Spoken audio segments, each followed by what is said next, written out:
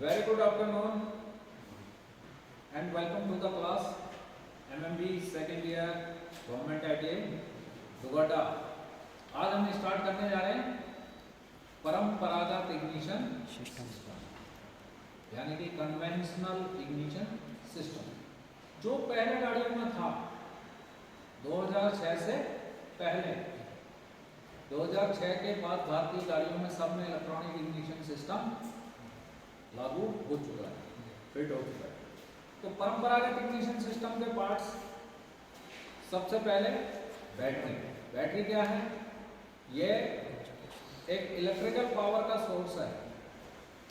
Petrol engine या spark ignition engine में intake stroke में जो फ्रेश एयर फ्यूल का मिश्रण अंदर आया है, उससे कंप्रेशन स्ट्रोक के अंत में जब पिस्टन 8 से 10 डिग्री बिफोर टीडीसी होता है, टीडीसी से थोड़ा सा नीचे होता है, उसी समय स्पार्क देकर उस एयर फ्यूल मिक्सचर को जलाया जाता है। तो वो स्पार्क कैसे डिलीवर होता है? करेक्ट टाइम पर और करेक्ट अमाउंट का, उसकी रीच कि कितना वोल्टेज और किस टाइम पर मिलना चाहिए, वो काम है इस डिस्ट्रीब्यूटर असेंबली का। और इस 12 वोल्ट की करंट को किसी भी इंजन सिलेंडर के अंदर एयर फ्यूल मिश्रण को जलाने के लिए 22,000 से 25,000 वोल्ट की आवश्यकता होती करंट की। इतनी वोल्टेज 12 वोल्ट की बैटरी कैसे पैदा करती है? इसके लिए वाहन में फिट रहता है ignition coil. Ignition coil is a step up transformer. क्या है? इसे स्टेप अप ट्रांसफार्मर भी कहते हैं। इसके अंदर दो वाइंडिंगें होती हैं, एक प्राइमरी वाइंडिंग और एक सेकेंडरी। प्राइमरी वाइंडिंग में मोटे तारों की करीब 200-250 लपेट, 250-400, और सेकेंडरी वाइंडिंग में पतले तारों की करीब 25,500।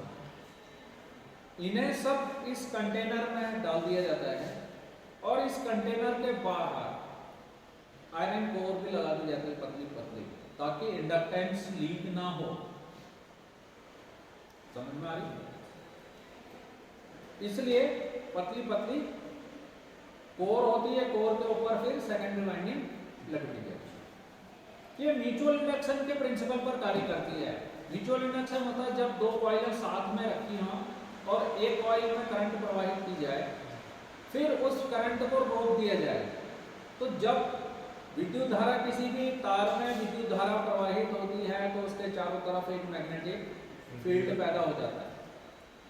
यदि विद्युत धारा को काट देते हैं तो वो मैग्नेटिक फील्ड कहता है, कोलैप्स होता है। उसके कोलैप्स होने के कारण दूसरे वाली कॉइल में एक हाई वोल्टेज सर्ज पैदा हो जाता है। उस वोल्टेज की जो मात्रा है, जो वैल्यू है, जो एम्प्लीफिकेशन है उसका, वो depend on the turns of the coil. Coil में कितने टर्न्स हैं। तो जो 250 एम्पियर वो 250 टर्न के कारण उसमें विद्युत वाहक बल जो लगा हुआ था, जिसने मैग्नेटिक फील्ड बनाया, उसके ढहने से ये करीब 22,000 से 25,000 वोल्ट की करंट जो है वह इस टर्मिनल से निकलकर, इग्निशन कॉइल के इस टर्मिनल से निकलकर डिस्ट्रीब्यूटर कैप में। अब डिस्ट्रीब्यूटर कैप में इसे भी खोल के दिखाता हूं तुम्हें, इसकी आंतरिक संरचना क्या होती है। इसे बहुत सावधानी पूर्वक खोलना है, ये हाथ से गिरनी नहीं चाहिए, क्योंकि ये बैकलाइट की है। यदि ये क्रैक हो जाएगी तो फिर ये सही ढंग से काम नहीं करेगा। यह है डिस्ट्रीब्यूटर कैप के अंदर, ये दिखाई दे रहा है, ये कार्बन इलेक्ट्रोड है। यह है रोटर। ये सीधे रोटर के इधर आती है, यानी वो high voltage surge distributor cap में आई, डिस्ट्रीब्यूटर कैप से रोटर में आई। रोटर और डिस्ट्रीब्यूटर कैप के जो कार्बन इलेक्ट्रोड है, ये चिपका हुआ नहीं होता, इसके बीच में थोड़ा सा एयर गैप होता है। एयर गैप क्यों रखा जाता है? ताकि करंट जंप करे, जो हाई वोल्टेज करंट है वो उसे जंप करना चाहिए, वो जंप करे। और ये मेटालिक बॉडी दिखाई दे रही, ये इसलिए है ताकि वो करंट इधर आएगा। ये कंडक्टर है, कंडक्टर से इधर तक आ गया टिप में। अब ये रोटर की टिप जिस भी स्पार्क प्लग टर्मिनल के सामने है, ये हर स्पार्क प्लग के साथ ये स्पार्क प्लग टर्मिनल है, दिख रहा है? इस स्पार्क प्लग टर्मिनल के जैसे ही सामने आएगा, जिस भी टर्मिनल के सामने आएगा उधर वो स्पार्क देगा। ये स्पार्क प्लग को जाने वाली हाई टेंशन लीड और ये इग्निशन कॉइल से डिस्ट्रीब्यूटर कैप तक आएगी high tension lead. High tension क्योंकि 25,000 वोल्ट का करंट इस पे आ रहा है, ठीक है? ये तो डिस्ट्रीब्यूटर कैप है, ये है डिस्ट्रीब्यूटर असेंबली। डिस्ट्रीब्यूटर जो कि डिस्ट्रीब्यूट करता है, इतने हाई वोल्टेज सर्ज जो आ रही है उसको वह अलग अलग इंजन सिलेंडरों में बांट रहा है। कैसे बांट रहा है? एच पर फायरिंग ऑर्डर। कैसे बांट रहा है? एच पर फायरिंग ऑर्डर। 4 सिलेंडर इंजन का फायरिंग ऑर्डर क्या है? 1 3 4 2 और 6 सिलेंडर का 1 5 3 6 2 4 और 3 सिलेंडर का 1 3 2। तो ये 3 सिलेंडर इंजन का है, मारुति 800 का ये डिस्ट्रीब्यूटर है। इसमें ये रोटर है जिसे कि हम अलग कर सकते हैं। अब होता क्या है थ्योरेटिकली, बैटरी से करंट फ्यूज बॉक्स में जाता है, फ्यूज बॉक्स से इग्निशन स्विच में जाता है, इग्निशन स्विच से एक सीधे इग्निशन कॉइल में। इग्निशन कॉइल में पॉजिटिव करंट तो इग्निशन स्विच से आता है, पर उसे निगेटिव वो डिस्ट्रीब्यूटर से मिलता है। इस डिस्ट्रीब्यूटर में इस जगह पर एक पोस्ट बनी हुई है, यहाँ पर एक वायर लगाई जाती है और वो वायर यहाँ से जाती है फिर इस वायर। इसके अंदर एक ये कॉन्टैक्ट ब्रेकर पॉइंट यानी सीबी पॉइंट, अभी हमने खोल के इसका गैप एडजस्ट किया था, खोल के निकाल के दिखाया था। ये है सीबी पॉइंट यानी कॉन्टैक्ट ब्रेकर पॉइंट। जब कोई भी मैकेनिकल पॉइंट खुलता और बंद होता है तो उसमें आर्किंग होती है। तुम लोग अपने घर के स्विच को ऑन करते हो तो देखो वो स्विच के अंदर भी आर्किंग होती है, एक फ्लैश चिंगारी उत्पन्न होती है। तो उस चिंगारी के कारण ये पॉइंट गले ना, वेल्ड ना हो जाए, चिपक ना जाए, इसके लिए ये कंडेंसर या कैपेसिटर इसके साथ लगा होता है, जो उस हाई वोल्टेज सर्किट को जो कि बैक करंट है जिसके कारण बार बार खुल और बंद हो रहा है, इस कारण से इसके अंदर फिटेड ना हो, इसमें लगे ना पड़े, इसलिए उस करंट को ये कंडेंसर एब्जॉर्ब कर ले। ठीक है, इसका काम है जो किकबैक करंट है उसको एब्जॉर्ब कर लेना। ये धीरे धीरे ये भी पीक हो जाता है, इसकी परफॉर्मेंस भी खत्म हो जाती है, कम हो जाती है और इस पॉइंट के ऊपर गड्ढे पड़ जाते हैं। ये आर्किंग के कारण इधर का मटेरियल गल के उधर वाले में चिपक जाता है, उधर वाले का मटेरियल निकल के यहाँ चिपक जाता है। अगर उस मटेरियल को हटाओगे तो एक पॉइंट में गड्ढा पड़ जाएगा, पिटेड हो जाएगा। तो इसे 5000-10,000 किलोमीटर पे सीबी पॉइंट को बदलना पड़ता है। तो अभी हम ये देखते हैं कि इसके अंदर स्पार्क कैसे करता है, स्पार्क होता भी है कि नहीं, या मैं यूं ही बोलूं। तो अभी हम इसे टेस्ट करेंगे। इस डिस्ट्रीब्यूटर कैप को हम फिर से लगा देते हैं। ये काम करते समय हमेशा टूल्स इंसुलेटेड होने चाहिए। Insulated screwdriver, insulated combination plier और हाथ में ग्लैच। ठीक है, तो सबसे पहले हम इसका एक सेटअप तैयार कर लेते हैं। यहाँ पर ये स्पार्क प्लग इस तरह से हम इसमें फिट कर देते हैं।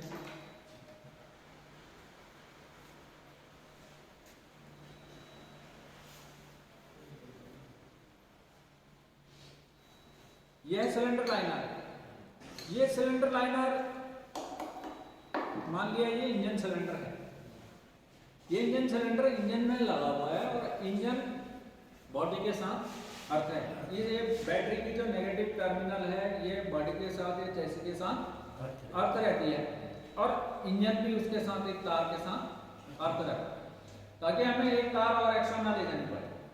यदि ऑटोमोबाइल में ऐसा नहीं करेंगे तो हमारे पास तारों की लंबाई ही 10 किलोमीटर लंबी तारें होते हैं। समझ में आ रही? उतना मोटा तारों का लूम को ले जाना, उसे हैंडल करना, और कोई फॉल्ट आ जाए तो उसे डायग्नोस करना टफ हो जाता है।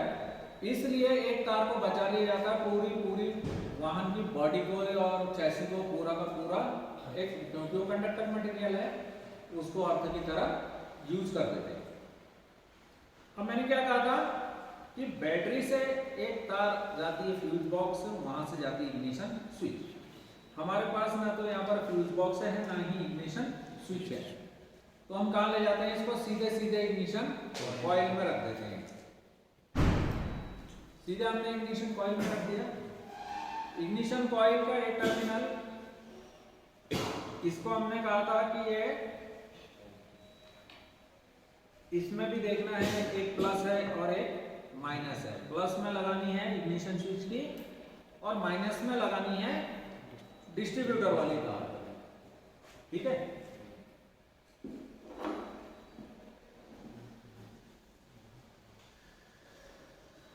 ये लगा दिया।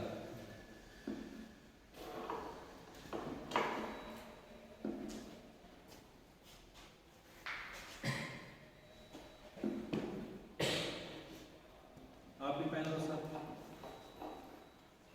ग्लव्स पहन लीजिए। नेगेटिव की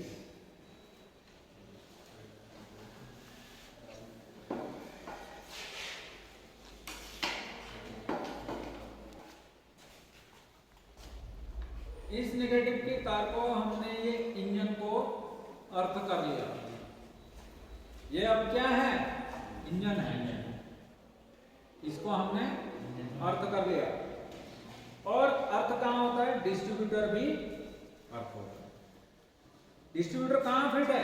ये इंजन की हाउसिंग में फिट है। ये फ्लाईव्हील हाउसिंग के पास ही रियर एंड में ये ऐसे फिट रहता है, इस फ्लैंज में एक बोल्ट के द्वारा।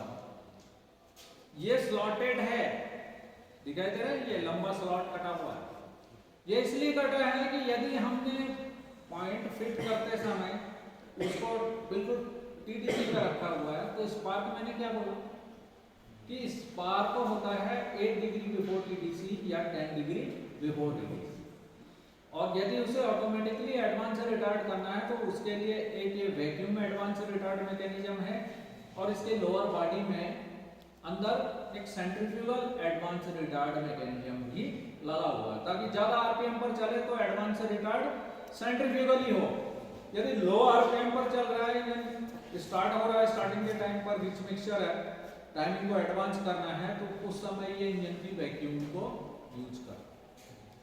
उस समय यहाँ पर एक डायफ्राम है, इंजन की वैक्यूम उसे खींच रही है पीछे, तो वो पॉइंट को खोल दे रहा है, पहले खोल देगा। उसे खोलना चाहिए था 8 डिग्री बिफोर टीडीसी, पर वो उसको 10 डिग्री बिफोर टीडीसी खोल दे रहा है, 12 डिग्री बिफोर टीडीसी खोल दे रहा है, या 15 डिग्री बिफोर टीडीसी खोल दे रहा है। वो काम है स्टार्टिंग के समय या फिर हाई आरपीएम में, जब जब एडवांस रिटार्ड करने की जरूरत है। ठीक है, इतनी बात समझ में आ गई। अब जब तक पॉइंट चिपका हुआ है, जब पॉइंट चिपकेगा तो इस डिस्ट्रीब्यूटर का अर्थ इस कॉइल को मिलेगा। और ये जो दोनों टर्मिनल हैं, ये प्राइमरी वाइंडिंग के टर्मिनल हैं। किसके हैं? Primary winding.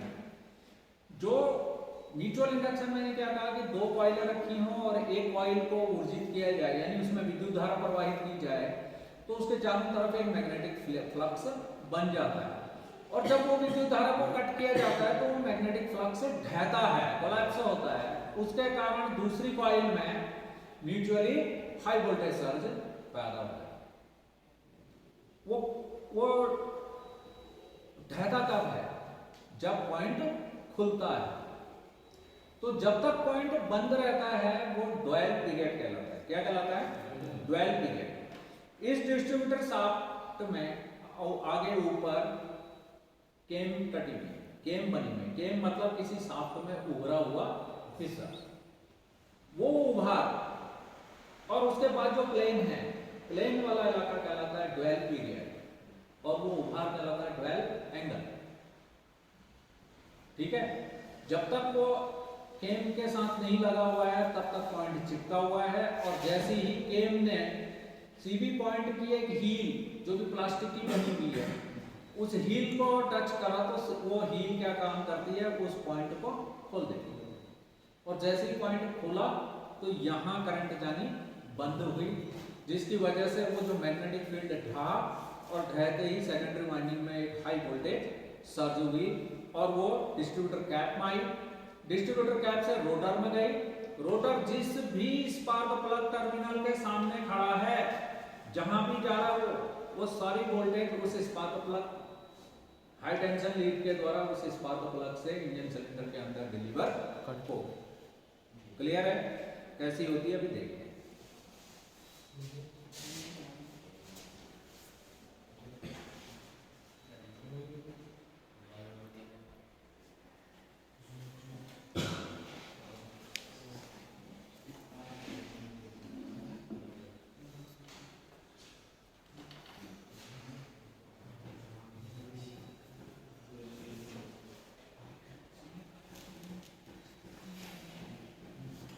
इसको भी अर्थ करना पड़ेगा, ठीक है?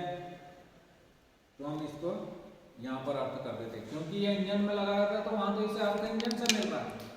यहाँ हमारे पास कोई इंतजाम नहीं है, हम ऐसी ही व्यवस्था कर रहे हैं।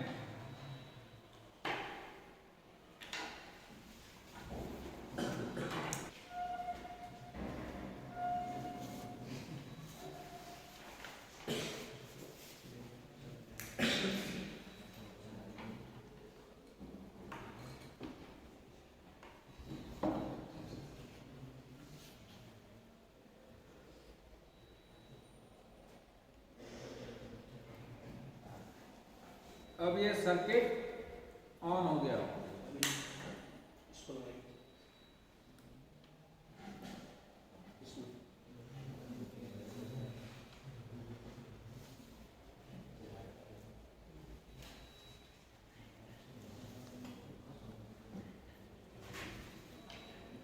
अब देखेंगे,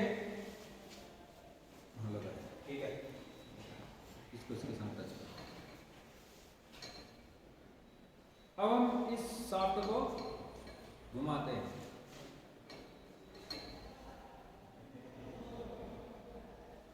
स्विच ऑन है, हो गया शुरू, हो गया। उस समय इग्निशन स्विच और था, हमने यहाँ पर एक स्विच बना रखा है, ठीक है? ये स्विच को मैं ऑफ कर देता हूँ, देखो कोई करंट डिलीवर नहीं हो। अब मैं इस स्विच को जैसे ही ऑन कर रहा हूँ तो बैटरी का करंट इन सारे सिस्टम में अब बहने लग गया। ये जो स्पार्क हो रहा है, आवाज आ रही होगी,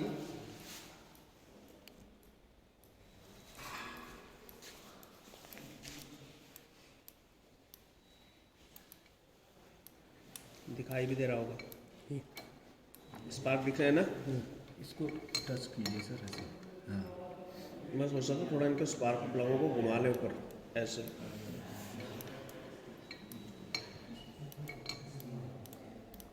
इसको हम जितना तेजी से करेंगे, ये सिलेंडर के अंदर ज्यादा लंबी स्पार्क जाती है ये, ठीक है ना? यहाँ पर बहुत ज्यादा लूज कनेक्शन है, इस वजह से वो स्पार्क इतना वीक दिख रहा है, पर ये स्पार्क इतना वीक नहीं होता है। ये जैसे जैसे कंप्रेशन बढ़ता जाता है स्पार्क भी ये बढ़ता चला जाता है। क्यों? क्योंकि जब गैसें कंप्रेस होती हैं तो वो आयोनाइज्ड हो जाती हैं। क्या होती हैं? आयोनाइजेशन क्या है?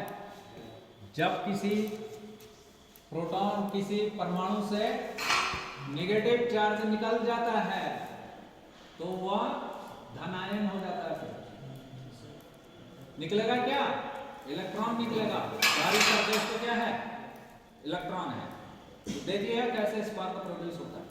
तो इस तरह से करेक्ट टाइम पर स्पार्क प्रोड्यूस हो जाता है।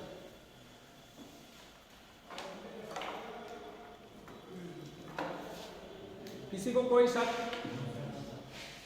इग्निशन सिस्टम में काम करने के लिए सारे के सारे टूल इंसुलेटेड होने चाहिए, चाहे वो स्क्रू ड्राइवर है, चाहे कॉम्बिनेशन प्लायर है, ये पूरे इंसुलेटेड होने चाहिए। जब भी काम करना है, इस तरह का काम करना है, तो हाथ में दस्ताने भी पहने हुए होने चाहिए। ठीक है। 30 volt DC is high voltage, 30 volt DC high voltage होती है। ठीक है। इसलिए कभी भी इग्निशन सिस्टम में काम करने के लिए हमेशा सावधानी रखनी है। कई जगह कैपेसिटर को कभी भी यूं टच नहीं करना, उसका टर्मिनल। कैपेसिटर यानी इसमें है जो कंडेंसर, उसमें रेजिडुअल करंट है, उसको पहले डिस्चार्ज कर लो, शॉर्ट कर लो किसी के भी साथ, जो चिंगारी होगी वो निकल जाएगी। ये जो चिंगारी दिख रही थी हल्की सी, अगर इसको नेकेड हाथ से टच कर दिया तो ये ऐसा लगेगा कि पूरा यहाँ से कंधा ही बाहर निकाला, इतना जबरदस्त झटका हो। अच्छा, अब देखिए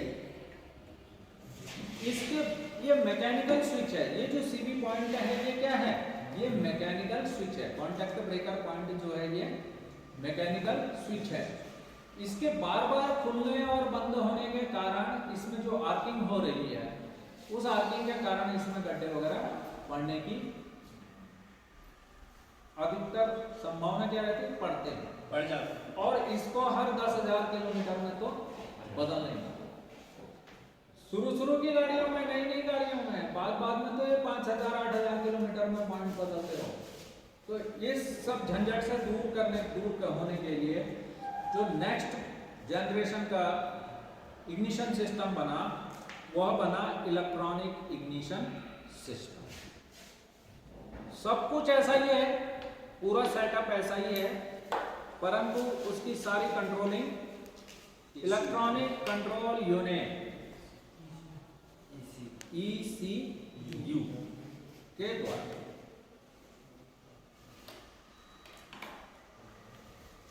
और उसमें ट्रांजिस्टर, सेमीकंडक्टर मटेरियल, काफी कुछ मिक्सअप है। अब कोई ये तो नहीं कहेगा कि हमने नहीं दिखाया स्पार्क क्या करा के,